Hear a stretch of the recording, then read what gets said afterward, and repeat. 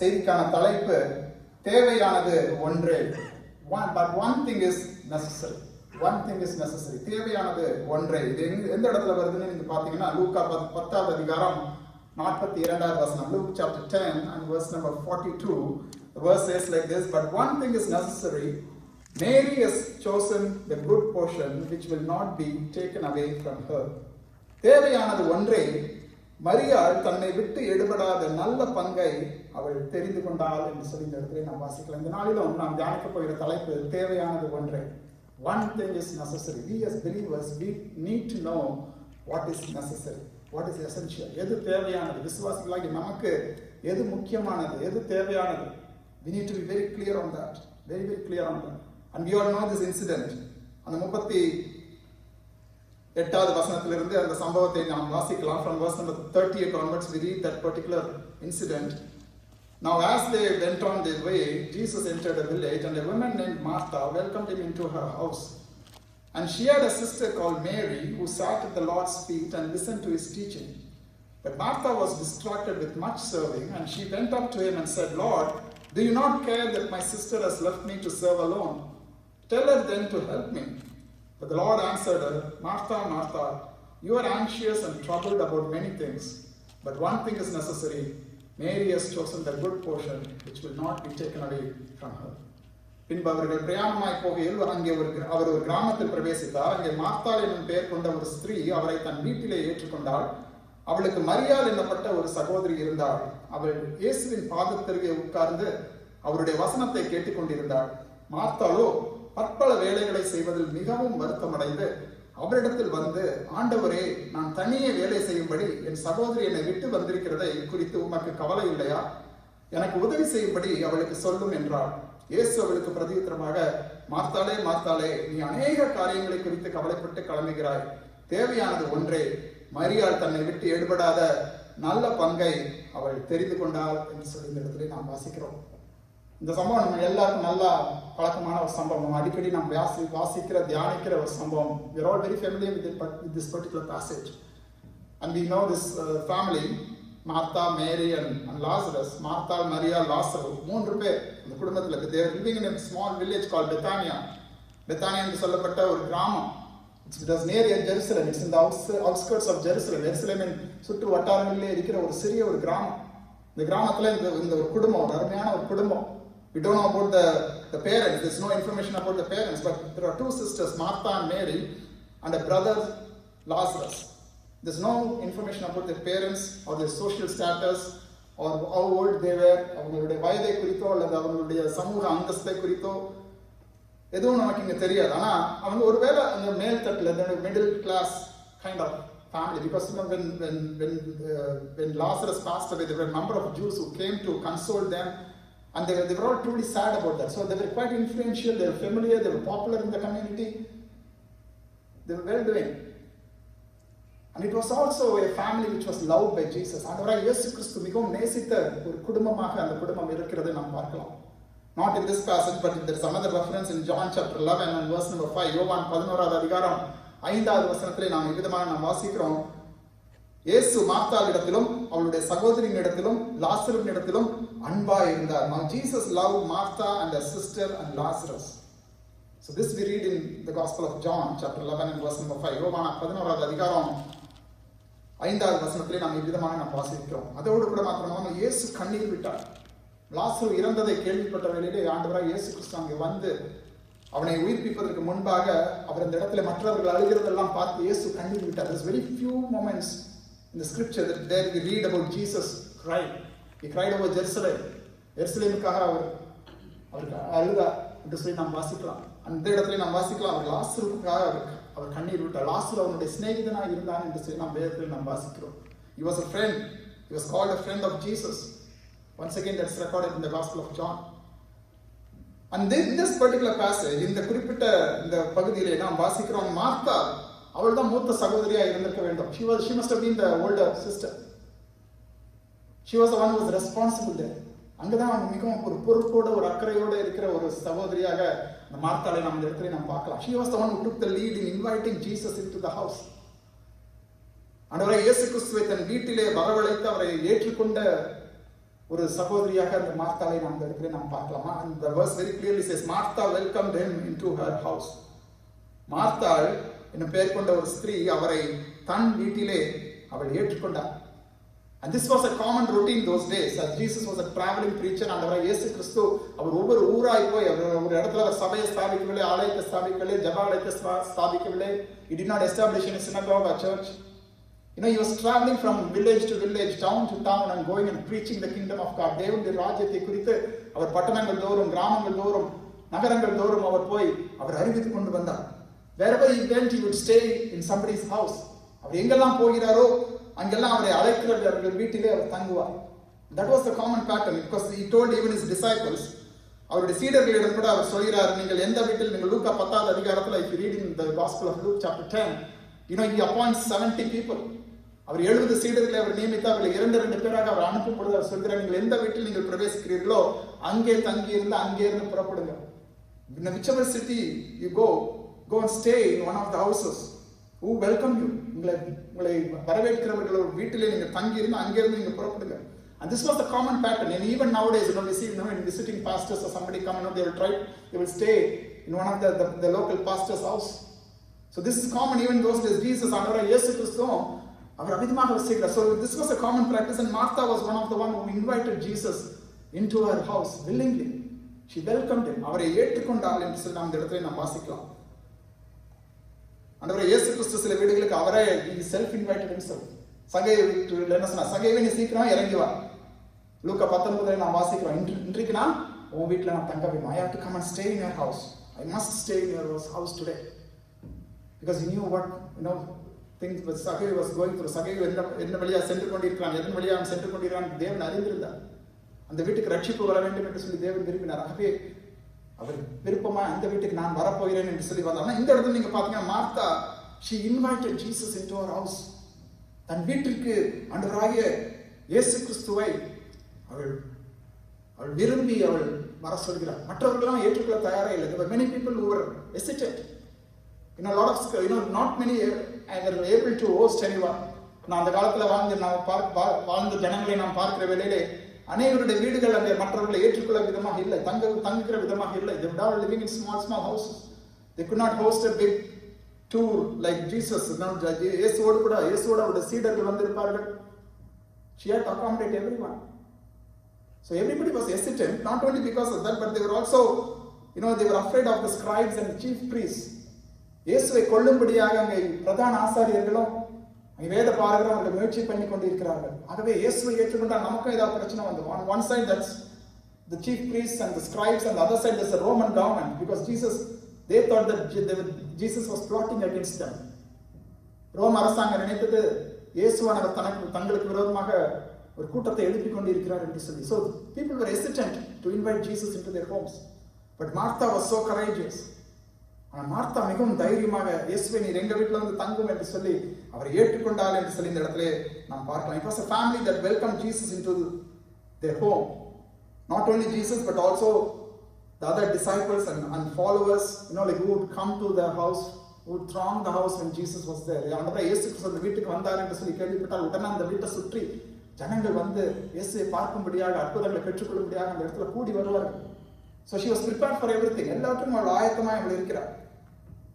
ஆனால் இந்த நாளில் நம்ம பார்க்க போறது மார்த்தாளை பற்றி அல்ல, மரியாளை குறித்து அவளுடைய சகோதரியாக மரியாளை குறித்து, அவளை குறித்த வேதத்திலே மிக குறைவான இடங்களிலே தான் நாம் பார்க்கிறோம். There are very few references about this Mary of Bethany ஊராளாகிய இந்த மரியாள், மார்த்தாளின் சகோதரியாகிய மரியாளை குறித்து நாம் 3 இடங்களிலே தான் பார்க்கிறோம். There are only 3 places.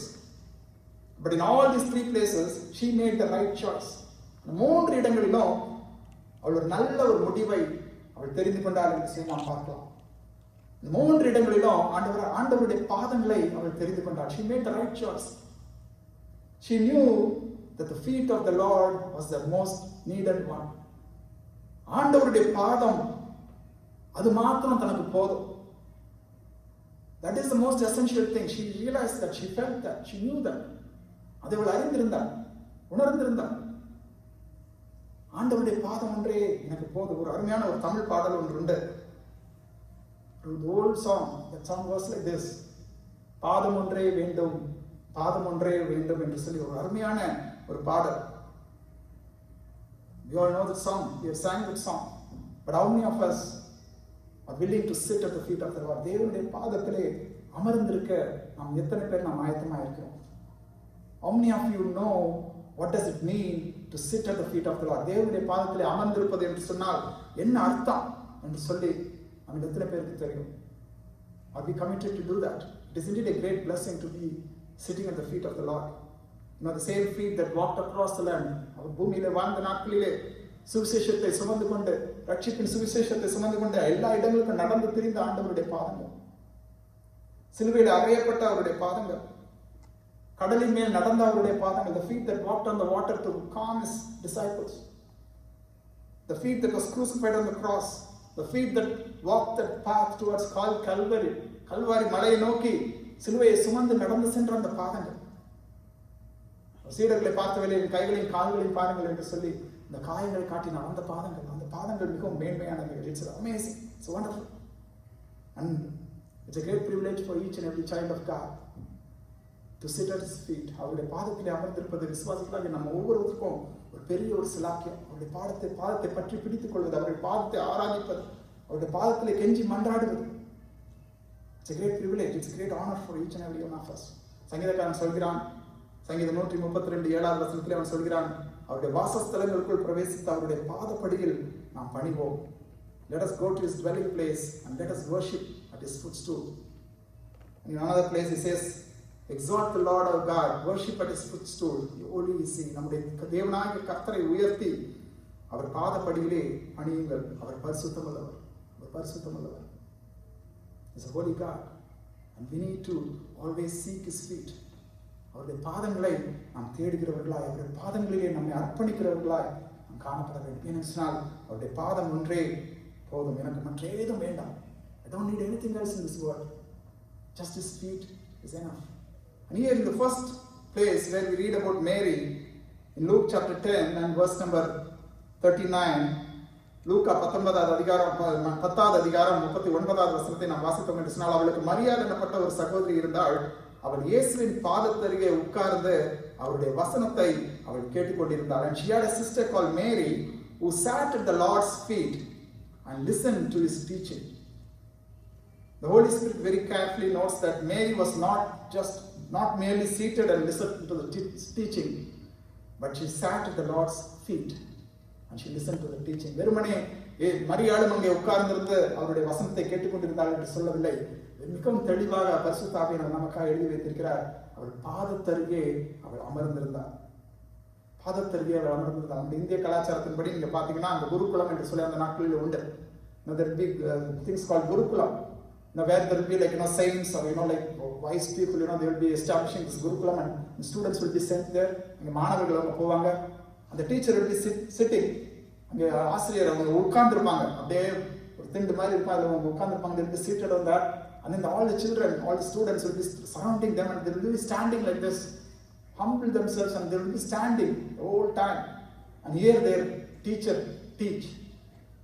அவங்களுடைய அந்த குருகுலத்திலே அந்த ஆசான் என்ன கற்றுக் கொடுக்கிறார்களோ அவங்க நின்று கொண்டு அவர்கள் கேட்பார்கள். இந்த இடத்துல இப்பெல்லாம் நீங்க பாத்தீங்கன்னா அங்க டீச்சர்ஸ் நின்று கொண்டு இருக்கிறார்கள், ஸ்டூடெண்ட்ஸ் எல்லாம் உட்கார்ந்துட்டு இருக்காங்க.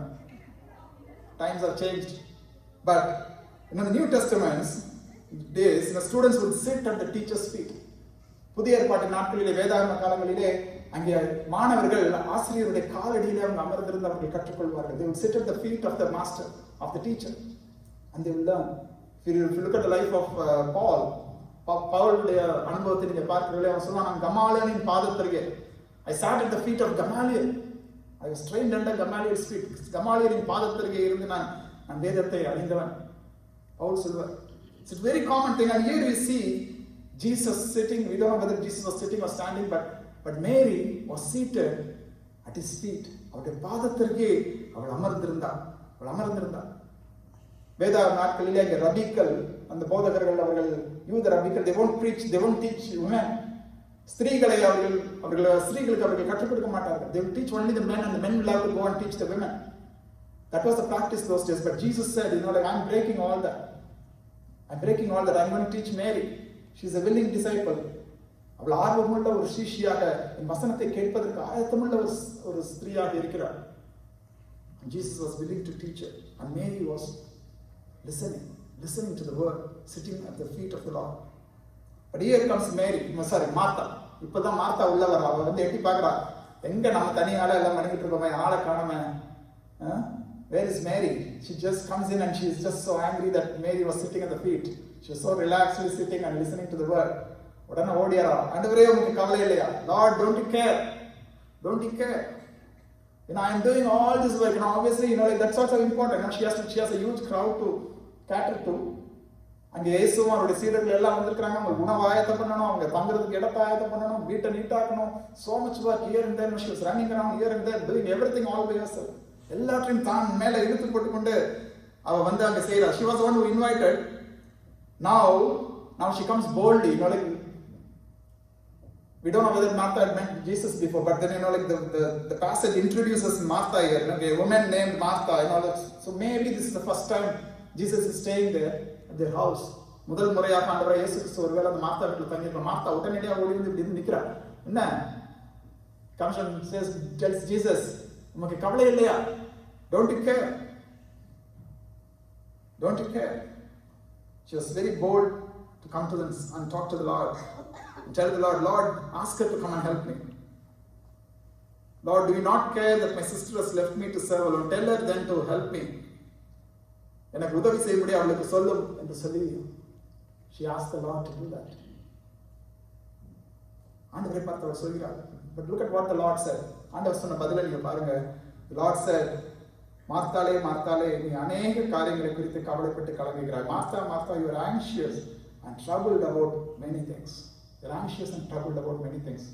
And look at the contrast between Martha and Mary. Mary also had the same responsibility, same duties. But she knew what was the priority. நான் அவளுக்கு தெரிந்தது எது முக்கியமானது என்று சொல்லி. And Jesus clearly pointed out to Martha what the problem was. Jesus told her, no, you are anxious and troubled about many things. நீ அநேக காரியங்களை குறித்து கவலைப்பட்டு கலங்குகிறாய். And he also added, one thing is necessary. Mary has chosen the good portion which will not be taken away from her. நீ செய்யறதெல்லாம் நல்ல காரியம் தான். என்னை உபசரிக்கிறது நல்ல காரியம் தான். Everything is great. எங்களுக்கு ஆகாரம் கொடுக்கிறது, எங்களுக்கு நாங்கள் தங்குறதுக்கு, நாங்கள் வசதியாக தங்குறதுக்கு எல்லாத்தையும் நீ செய்யறது நல்லதான். It's all great. But what is going to stand forever is the word that you are going to hear. That Martha is hearing. Martha கேட்கிற அந்த வசனங்கள் அவருடைய வார்த்தை வாழ்க்கையில் அது கிரியை செய்கிறது, இருதயத்தில் கிரியை செய்கிறது, அவருடைய மறுஜீவனுக்கு நித்திய ஜீவனுக்கு ஆயத்தப்படுத்துகிறது. It prepares her for the next life, for the eternal life. And she knew what was important, what is essential, what is necessary. எது முக்கியம், எது அவசியம், எது தேவையானது, எது முக்கியமானது, அதை அவள் அறிந்திருந்தாள். மரியாள் அறிந்திருந்தாள். ஆண்டவர் அவளை மெச்சி சொல்கிறதை பார்க்கலாம். அவள் நல்ல பங்கை அவள் தெரிந்து கொண்டாள். தன்னை விட்டு எடுபடாத ஒரு நல்ல பங்கை அவள் தெரிந்து கொண்டாள். இன்றைக்கு விசுவாசிகளாக நாம் அநேக வேளைகளில் we are மார்த்தாளை போல we are so anxious, we are so troubled about many things in our lives. So that certain things which are out of our control, நம்முடைய கரங்களை விட்டு, நம்ம கரங்களுக்கு மேலாக நம்மால் சமாளிக்க முடியாத சில காரியங்கள், அவைகளை நினைத்து நாம் அநேக வேளைகளில் நாம் கலங்குகிறோம், அதை குறித்து கவலைப்படுகிறோம். We are so anxious, we are so troubled about many things, and we neglect the word of God. தேவனுடைய வார்த்தையை நாம் அநேக வேளையில் நாம் மறந்து விடுகிறோம். எது தேவையானது என்று சொல்லி நமக்கு தெரியவில்லை. We do not know what is the important thing, what is the everlasting thing. There are so many things to do and achieve in our day-to-day life. இந்த அன்றாட வாழ்க்கையில நாம் செய்ய வேண்டிய காரியங்கள் நிறைய உண்டு. நம்முடைய காரியங்கள், நம்முடைய பிள்ளைகளுடைய காரியங்கள், நம்முடைய குடும்ப காரியங்கள், ஈவன் ஊழிய காரியங்கள். There are so many things, but sometimes we are like this Martha. Like we keep ourselves very busy with various things.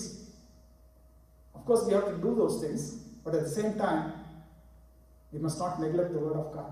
தேவனுடைய வசனத்தை நாம் ஒருபொழுதும் நாம் மறந்து விடக்கூடாது. தேவனோடு இருக்கிற அந்த ஐக்கியத்தை, தேவனுடைய பாதத்திலேயே அந்த அமர்ந்து இருக்கிற அந்த அனுபவத்தை நாம் ஒருபோதும் நாம் உதாசீனப்படுத்தக்கூடாது. We must never ignore or neglect sitting at the feet of the Lord, studying His word, meditating on His word. We must never ignore that.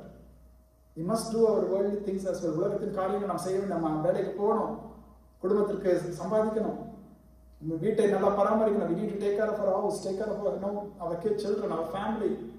our relatives, our parents. So there's so many duties and responsibilities we have, yes.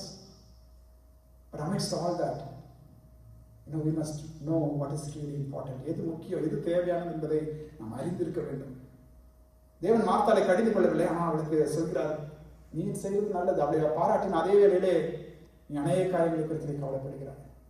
அநேக காரியங்களை குறித்து நீ கவலைப்படுகிறார். மரியாளோ தன்னை விட்டு எடுபடாத ஒரு நல்ல பங்கை அவள் தெரிந்து கொண்டாள் என்று சொல்லி, இந்த நாளில் நாம் தீர்மானம் எடுப்போம். ஆண்டவரே, உம்முடைய பாதத்தில் அமர்ந்து உம்முடைய வசனங்களை தியானிப்பது, உம்முடைய வசனத்தை கேட்பது எனக்கு ஒரு பெரிய ஒரு கிருபை, பெரிய ஒரு சிலாக்கி. It's a great privilege to be able to sit at your feet and study your word and to understand your word. உடைய வார்த்தை உடைய பாதத்தில் அமர்ந்திருக்கிற ஒரு அனுபவம், that's very important. ஒவ்வொரு விசுவாசிகளுடைய வாழ்க்கையிலும் கர்த்தருடைய பாதத்திலே அமர்ந்திருந்து, நீங்கள் அமர்ந்திருந்து நானே தேவன் என்று அறிந்து கொள்ளுங்கள் என்று சொல்லி வேதத்தில் நான் வாசிக்கிறோம். தேவனுடைய பாதத்திலே அமர்ந்திருக்கிறது ஒரு உன்னதமான ஒரு அனுபவம். It's a very, very great experience to be sitting at the presence of the Lord every day. So spend some time on it. So the first thing we learn from Mary's life is she sat at the Lord's feet. தேவனுடைய பாதத்திலே அருகே அவள் உட்கார்ந்திருந்த வசனத்தை அவள் கேட்டார். தேவனுடைய வார்த்தையை கேட்டார். She listened to the word of God sitting at his feet. The next thing we read in John chapter 11 and verse number 32. இரண்டாவது அங்கே மரியாதை குறித்து நாம் பார்க்கிற வேளையிலே அங்கே யோவான் 11வது அதிகாரம் 32வது வசனத்தை நாம் எடுத்துக்கொள்வோம். John chapter 11 and verse number 32. And this is the second place where we read about Mary. So this is after Jesus had come quite few times.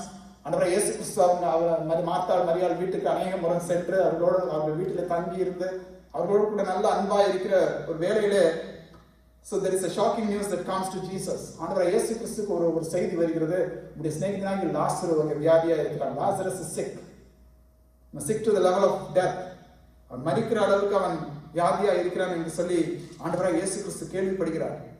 ஆனா கேள்விப்பட்ட வேளையிலும் அவர் அங்கே தான் இருந்த இடத்துல இன்னும் சில 2 நாட்கள் அவர் தங்கினார் என்று சொல்லி நாம் இந்த இடத்துல நாம் வாசிக்கிறோம். 6வது வசனம், வியாதியா இருக்கிறதாக அவர் கேள்விப்பட்ட பொழுது தாம் இருந்த இடத்துல பின்னும் 2 நாள் தங்கினார். Jesus, even after he heard that Lazarus was ill, he stayed 2 days longer in the place where he was. 2 நாட்கள் அவர் தங்கி இருந்த அப்புறம் அவர் சொல்றாரு, நம்ம போவோம், let's go to Bethania. And Lazarus is sleeping, let's go and wake him up. And they are saying, okay, அவன் படுத்துக்கொண்டு நித்திரை இருந்தால் அவன் சுகமடைவான் என்று சொல்லி. The disciples did not understand, they did not know. சீடர்களுக்கு தெரியவில்லை அவன் மரித்து போனான் என்று சொல்லி. இயேசு அறிந்திருந்தபடியினாலே அவர் சொல்கிறார், அவன் நித்திரை அடைந்திருக்கிறான், போய் அவனை எழுப்ப போகிறேன். சீடர்களும் ஆண்டவராகிய இயேசு கிறிஸ்து அங்கே போகிறாங்க. they were going to that city, that village, Bethany என்று சொல்லப்பட்ட அந்த ஊருக்கு அவர்கள் போகிறார்கள். அங்கே போகிற வேலையில் அவர் போய் இங்கே சேர்ற டைமுக்குள்ள லாசரு மரித்து 4 நாள் ஆகிவிட்டது. 4 days had passed. Lazarus was already dead for 4 days. 4 நாள் ஆகிவிட்டு மார்த்தா கேள்விப்படுகிறார். Martha hears about Jesus coming. She immediately goes and meets Jesus. இயேசுவை போய் சந்திக்கிறார். மார்த்தா மூத்த சகோதரி, எல்லாருக்கும் she takes the lead. She runs to Jesus. இயேசுவிடம் ஓடி போய் சொல்கிறார், ஆண்டவரே, நீர் இங்கே இருந்திருந்தார் ஆனால் என் சகோதரன் மரித்திருக்க மாட்டான். நீர் இங்கே இருந்திருந்தார் ஆனால் என் சகோதரன் மரித்திருக்க மாட்டான். Lord, if you had been here, my brother would not have died. அவர் சொல்கிறார். சொல்லிவிட்டு அங்கே சில காரியங்கள் அங்கே பேசப்படுகிறது ஆண்டவரிடம். அவர் சொல்கிறாள், ஆண்டவர் சொல்கிறார், உன் சகோதரன் உயிர்த்திருப்பான். அவர் சொல்கிறார், நீர் வரும்பொழுது அவன் உயிர்த்திருப்பான் என்று சொல்லி நான் அறிந்திருக்கிறேன். இயேசு சொல்கிறார், நானே உயிர்த்தெழுதலாக இருக்கிறேன் என்று சொல்லி ஆண்டவர் சொல்கிறார். எல்லாரும் பேசிட்டு ஆண்டவர் சொல்கிற மரியாதை, where is Mary, go and get her, அவளை போய் அழைத்து கொண்டு வா. So Martha runs back home.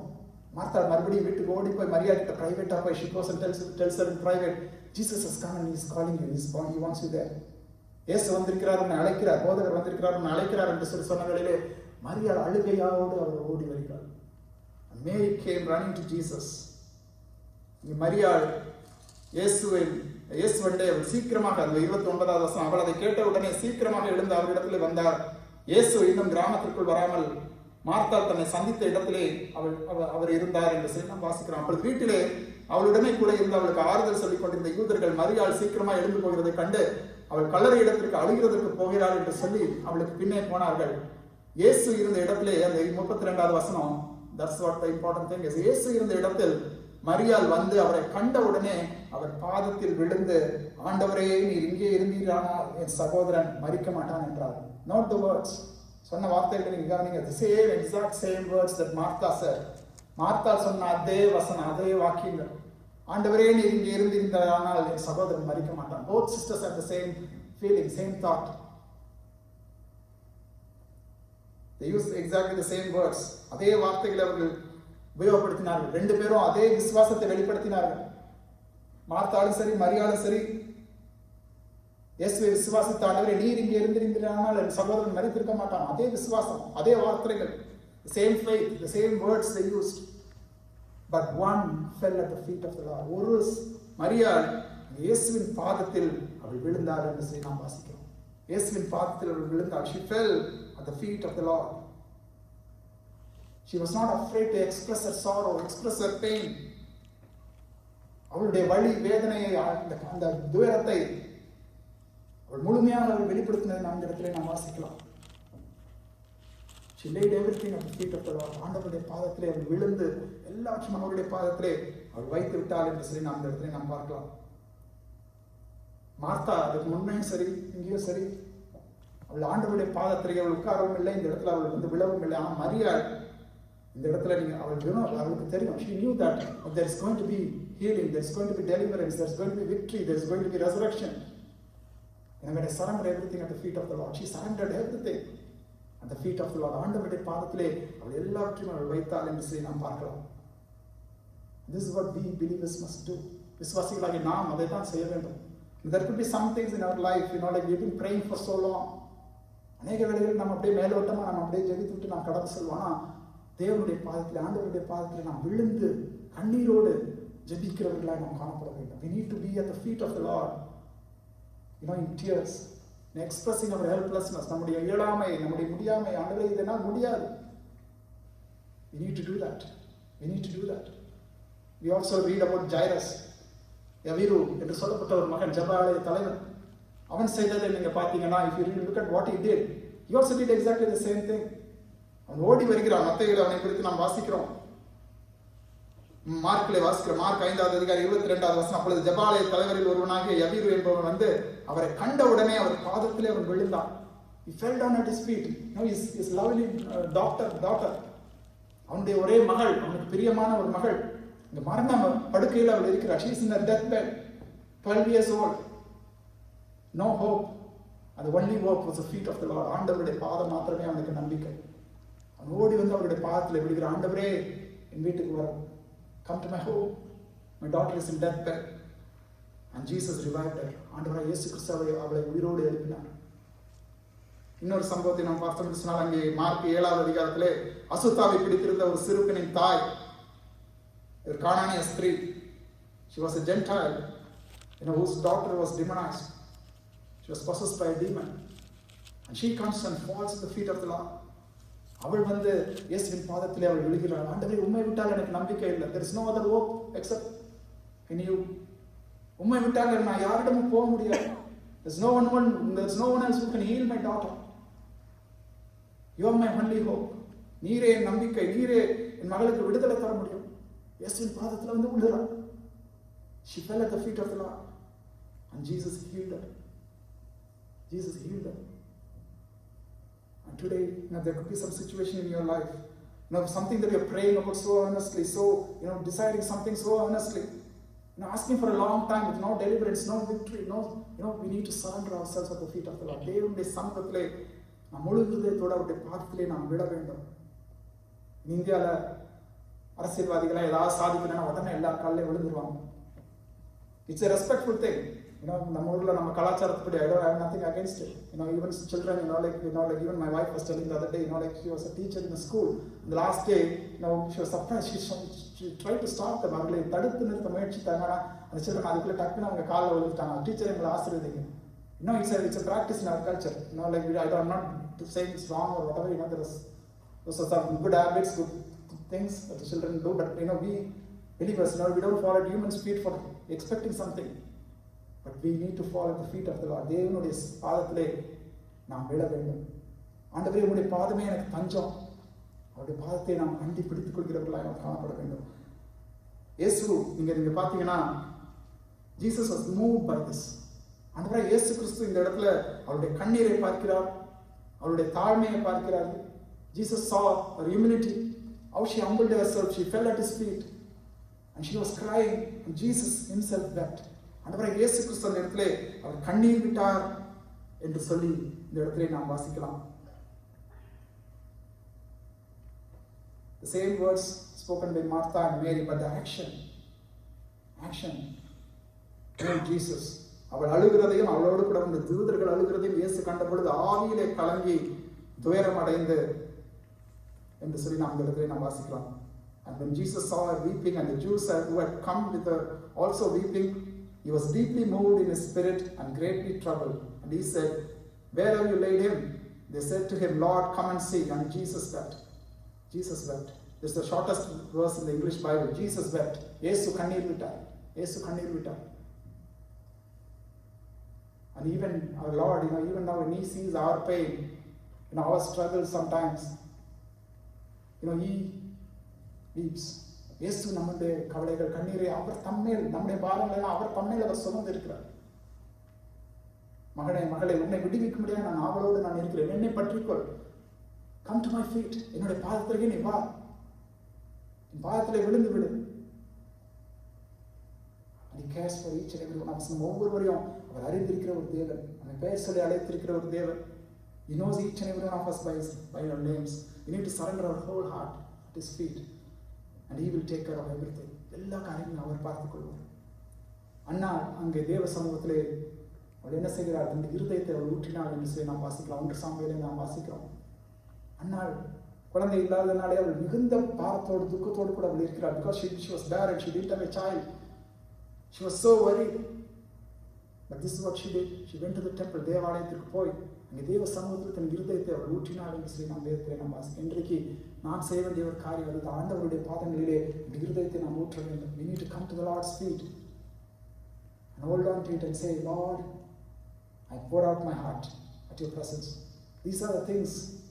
It's been no answer. அநேக நாட்களாக சில காரியங்களுக்கு எனக்கு பதில் இல்லை, ஜபத்துக்கு பதில் இல்லை, விடுதலை இல்லை, வெற்றி இல்லை, நம்முடைய குடும்பங்களை ரட்சிப்புக்காக நாம் ஜெபித்துக் கொண்டிருப்போம் என்று சொன்னால் கண்ணீரோடு ஆண்டவருடைய பாதத்தை பற்றி பிடித்துக் கொண்டு ஜெபியுங்கள். கர்த்தர் கிரியை செய்வார். The Lord will act. He will fight your battles. உங்கள் யுத்தங்களை அவர் உங்களுக்காக அவர் நடத்த வல்லமையுள்ள ஒரு தேவனாய் அவர் இருக்கிறார். கடைசியாக மரியாதை குறித்து நாம் பார்க்கிற வேளையிலே யோவான் 12வது அதிகாரம் 3வது வசனம், John 12 and verse number 3. இந்த வசனத்திலே நாம் விதமாக வாசிக்கிறோம். அப்பொழுது மரியாள் விலையேற பெற்ற கலங்கமில்லாத நலதம் என்னும் தைலத்தில் ஒரு ராத்தல் கொண்டு வந்து அதை இயேசுவின் பாதங்களில் பூசி தன் தலைமயிரால் அவருடைய பாதங்களை துடைத்தார். அந்த வீடு முழுவதும் தைலத்தின் பரிமளத்தினால் நிறைந்தது. Mary therefore took a pound of expensive ointment made from pure nard and anointed the feet of Jesus and wiped his feet with her hair. The house was filled with the fragrance of the perfume. And this is the final time that we see about Mary. And 6 days before Jesus final Passover with his disciples, ஆண்டவராகிய இயேசு கிறிஸ்து அங்கே பஸ்கா பண்டிகையிலே எருசலேமுக்கு போவதற்கு கிட்டத்தட்ட ஒரு வாரத்துக்கு முன்பாக இங்கே மறுபடியும் அந்த பெத்தானியாவிலே இருக்கிறவங்க வீட்டில் ஆண்டவர் இருக்கிறார். He is at the house. And here what Mary did, while Martha was once again, she was preparing food and all that, Mary came and served the Lord, served at the Lord's feet. தேவனுடைய பாதத்தை வந்து அவள் என்ன செய்கிறார், அவள் ஒரு விலையேற பெற்ற களங்கமில்லாத நலதம் என்னும் தைலத்தை கொண்டு வந்து அவருடைய பாதங்களிலே அவள் பூசுகிறதை நாம் வாசிக்கிறோம். ஆண்டவருடைய பாதங்களிலே அவர் பூசுகிறார். And in the Old Testament days or the Bible times, the tradition was, when a guest comes to a house, ஒரு வீட்டுக்கு ஒரு விருந்தாள் வரும் பொழுது, the owner of the house, the master of the house will ask the servant to go and wash their feet.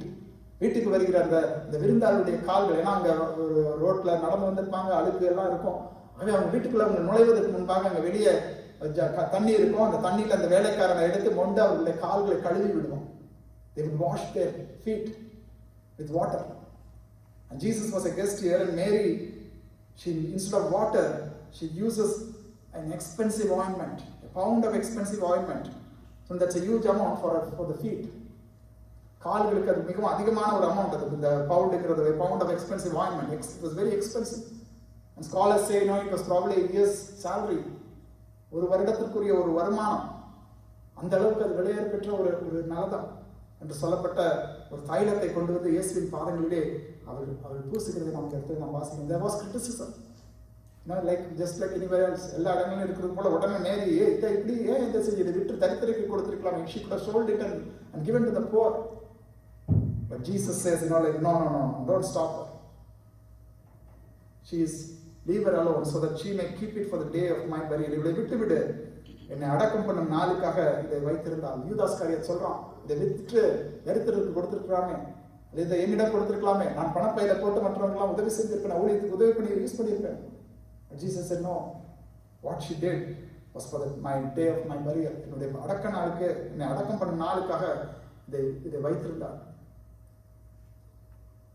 And what Jesus was saying was the rest could have been used for my burial, could be used for my burial.